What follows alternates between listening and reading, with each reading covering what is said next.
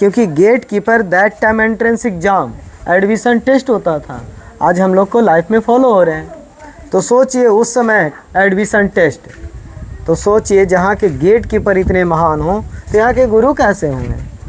और कुछ गुरु का नाम आप जानते होंगे।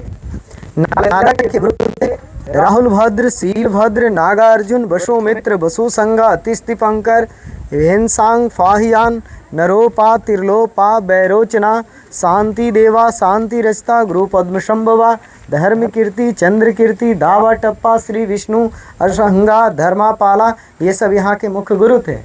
और वो जो देख रहे हैं ना नेट पे, गूगल पे, अभी बाहर में तस्वीर दिखा रहा था, फोटो है ना, यही था इस बार G20 का बैकग्राउंड। और ये सब जो प्लेटफॉर्म जैसा दिख रहा है ना, कहीं भी आपको दिखाई देंगे, ये सब योगासन, ध्यान लगाने की स्थान। अभी हम लोग 21 जून को इसमें बस योगा होता था। जी जी, अभी हम लोग 21 जून को योगा डे भी मनाते हैं। क्लियर। तो ये 1 मिनट के लिए यहाँ से लेकर के ये जो लाइन देख रहे हैं ना, ये लाइन हो गया रहने पढ़ने की जगह। अच्छा। जहाँ विद्यार्थी लोग रहते थे और पढ़ाई करते थे। और ये जो लाइन देख रहे हैं ना, छोटा बड़ा दूर तक दिखाई दे रहा ना, हाँ। ये सारे टेम्पल हो गए, यानी कि उन लोग का प्रे करने की जगह। तो आइए पहले कोई एक कैंपस तो देख लें, क्योंकि एक कैंपस देखेंगे सेम रिपीट है। ये देखिए हर हॉस्टल के फ्रंट पे टेम्पल, यानी कि प्रे करते थे बुद्धम शरणम गच्छामि, उसके बाद ही कैंपस में इन करते थे। और मतलब ये काले हाँ दोनों साइड। और यहाँ से जो भी स्टैचू मिले हैं जस्ट अपोजिट म्यूजियम में है। अच्छा, सारे और म्यूजियम में हाँ, और ये देखिए यहाँ पे पूरा मेल्ट दिख रहा है ना, हाँ। जलने का एविडेंस। ये जो ब्लैक दिख रहा है ईटा, हाँ ये ओरिजिनल है, जला हुआ 6 महीने तक जली थी। मतलब इतनी आग, मतलब एक तो बहुत बड़ा है, काफी बड़ा, इतने सारे बुक थे जी, 90 लाख बुक का जिक्र है। ये देखिए ड्रेन है, उसमें बहुत सारे स्टूडेंट को तो कत्लेआम कर दिया था। अच्छा। अटैक किया था ना, तो बहुत सारी मौतें हुई होगी। और ये ड्रेन जो देख रहे हैं ना, हाँ। ये ओरिजिनल है, सीमेंट है, वो अभी का है। कभी भी आइए नालंदा, कितना भी बारिश क्यों ना हो, नालंदा में आपको पानी नहीं दिखेंगे। तो ये गर्व की बात है कि उस जमाने में जो ड्रेनेज सिस्टम बनाया गया इतना स्ट्रांग है कि अभी भी पानी पूरा एग्जिट हो जाता है। और ये कमरे हैं जो थोड़ा थोड़ा गड्ढा करके दिखाया गया है कि इसके नीचे भी कमरे हैं, जो अभी हम लोग मिडिल पे हैं। और 2nd फ्लोर का वो डोर है जो ऊपर में अभी भी डोर दिख रहे हैं, जिससे साबित होता है कि नालंदा मल्टी स्टोरेज बिल्डिंग था। तो थोड़ा सा कमरा गड्ढा करके दिखाया गया है। तो इस तरह से 12,000 कमरा, 12,000 कमरा जी। और देखिए कमरे के ऊपर भी डोर दिख रहे हैं, है ना। और ये देखिए यहाँ भी डेट मार दिया है 6061, यानी कि ये न्यू है। तो ये जो देख रहे हैं ना, ये डोर होता था जो लकड़ियाँ वुडन का होता था, और ये डोर स्टॉपर कुंडी लगाने का, और ये दीपक के लिए। कमरे की दीवार की थिकनेस है 6 फीट, 6 फीट मोटा। तो इस तरह से टोटल कमरे सेम रिपीट है। 12,000, हाँ 12,000।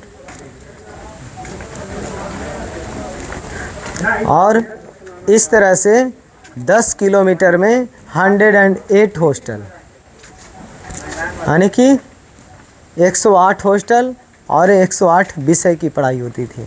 108 विषय की पढ़ाई होती थी। उस समय history, geography, philosophy, medicine, metaphysics, logic, grammar, astronomy, वास्तुशास्त्र, दर्शन शास्त्र, तर्क विद्या, योगा विद्या। उसमें मेडिकल का भी पढ़ाई होता था, लेकिन मेडिकल नहीं बोलते थे, आयुर्वेद, शल्य चिकित्सा।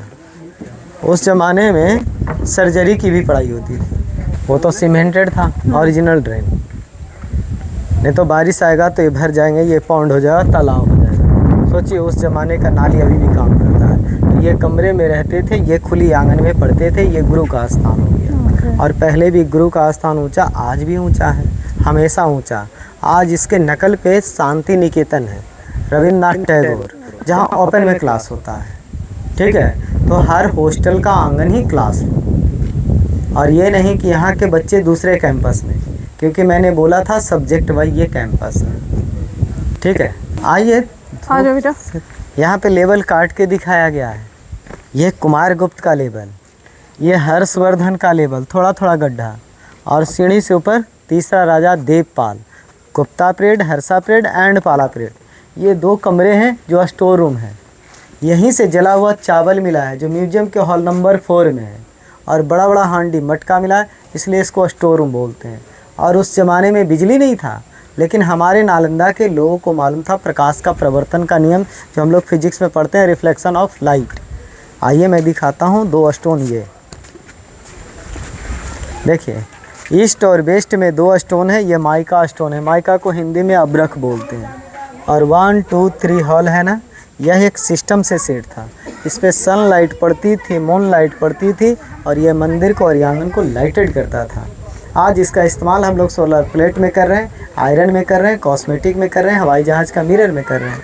अभी भी सनलाइट से अल्टरनेट देखते हैं तो ये साइन कर रहा है। देखिए इधर से, यहाँ से देखिए ना, चमक देखिए, है ना, चमक रहा है। स्तूपा वर्ड आपको कहीं भी मिलेंगे, दुनिया के किसी भी कोने में आप चले जाइए, ठीक है। जैसे शांति स्तूपा। हाँ हाँ, तो स्तूप वर्ड आपको कहीं भी मिलेंगे। तो स्तूपा सॉलिड स्ट्रक्चर होते हैं, ठीक है। जैसे सांची में सांची स्तूप है, सारनाथ में धम्मेय स्तूप है, केसरिया में, वैशाली में, कुशीनगर में, हमारे नालंदा में, अदर कंट्री में है। तो स्तूप वर्ड आपको कहीं भी मिलेंगे। तो स्तूप के अंदर जाने का रास्ता नहीं होता, डोर दरवाजे नहीं होते हैं। तो सवाल ये उठता है, स्तूप के अंदर होता है क्या, जिसको बुद्धिस्ट लोग टेम्पल बोलता है, प्रे करता है और मेडिटेट करता है, और क्लॉक वही परिक्रमा करता है। तो स्तूप के अंदर में डेड रिमेन्स होता है, रेलिक्स होता है, यानी कि राख और अस्थियाँ होती है। या तो बुद्धा भगवान का होता है, या तो बुद्ध के शिष्य का होता है।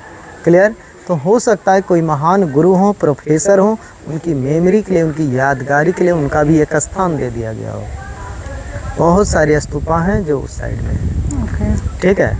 और क्योंकि उस समय China, Japan, Korea, Vietnam, Sri Lanka, Bhutan, Tibet, Burma, Nepal, Indonesia, other country से भी लोग आते थे स्टडी करने के लिए। तो उस ज़माने में तो आने जाने का साधन नहीं था, तो गुरुजी का बॉडी ले जाना तो पॉसिबल नहीं है। तो उनको कहीं पे जलाया जाता था। उसके बाद उनके रेलिक्स को, राख और अस्थि को कलश में रख करके उस पर सॉलिड स्ट्रक्चर का काम करते थे।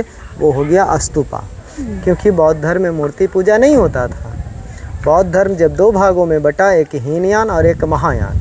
महायान जब आया कनिष्क के टाइम में, तब जाके बुद्धिज्म में मूर्ति पूजा का प्रचलन हुआ। क्लियर। स्तूप वर्ड क्लियर हो गया।